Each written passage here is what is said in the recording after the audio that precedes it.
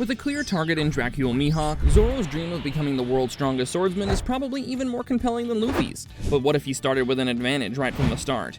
One that would exponentially speed up his growth as a swordsman? In today's video, let's explore what would happen if Roronoa Zoro was reborn with his powers and memories. Our story begins in Wano country, where Zoro faces off against King.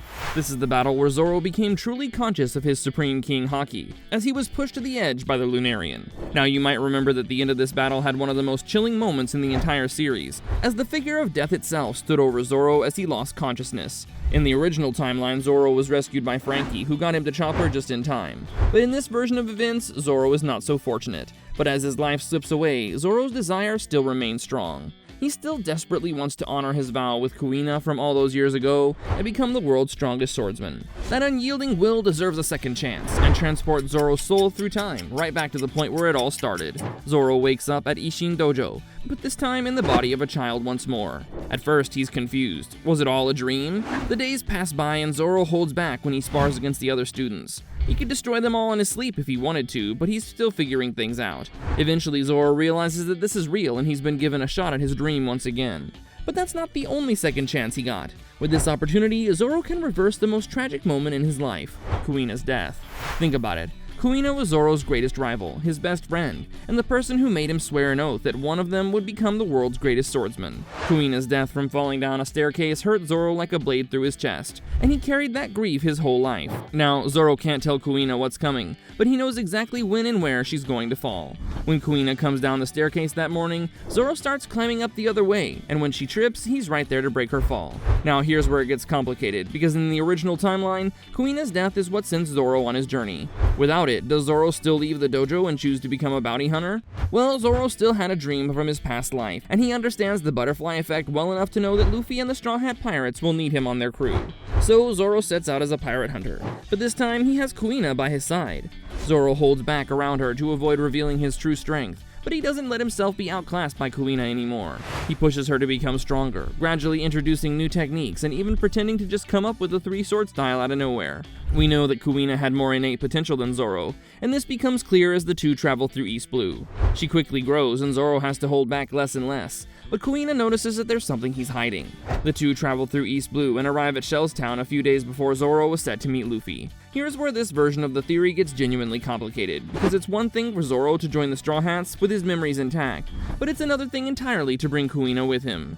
Luckily, Zoro is the very first member of the Straw Hats, and he only needs to convince Luffy, who needs no convincing anyway. With Kuina in the crew, the dynamic in the first few arcs changes considerably. Think about it. She's definitely going to befriend Nami in Orange Town, making her eventual betrayal that much harder. But here's when we get another key moment. What happens when Zoro confronts Mihawk on the Baratie this time? He's still not strong enough to land a hit on the world's strongest swordsman, but Zoro definitely doesn't get beaten back by a pocket knife this time. Mihawk underestimated Zoro at first, but quickly finds that he needs to use Yoru to defeat this swordsman. Zoro's courage is even more impressive than it was in the original timeline, and Mihawk spares his life, hoping for another showdown with this unusually strong swordsman in the East Blue. The only person who realizes how impressive Zoro's feat was is Kuina. The others don't understand swordsmanship well enough to see beyond Zoro's defeat, but Kuina realizes that he's much stronger than he was letting on all this time.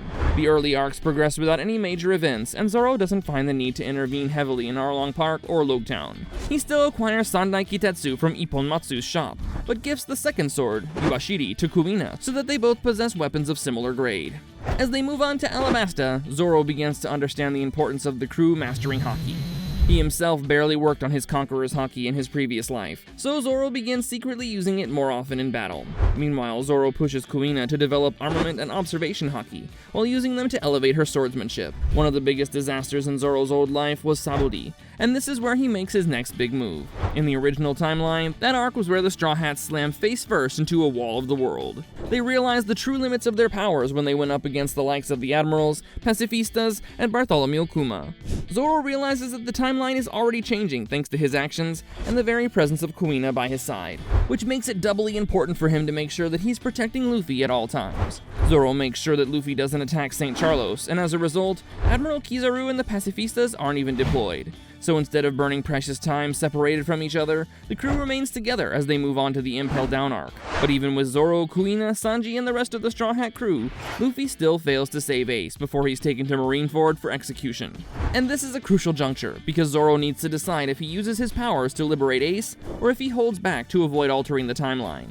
But the one thing he does know is that he needs to stay by Luffy's side at all times. So when the time comes to face off against the Kainu, Zoro is right there with Ace and his captain. Zoro knows that Ace is supposed to give himself up for Luffy at this moment, and he realizes that without it, there would be no motivation for Luffy to train with Rayleigh. So he deliberately holds back and lets Ace die. But as the Fire Fist falls into his brother's arms, Zoro doesn't stick around for Jinbei to come and save them.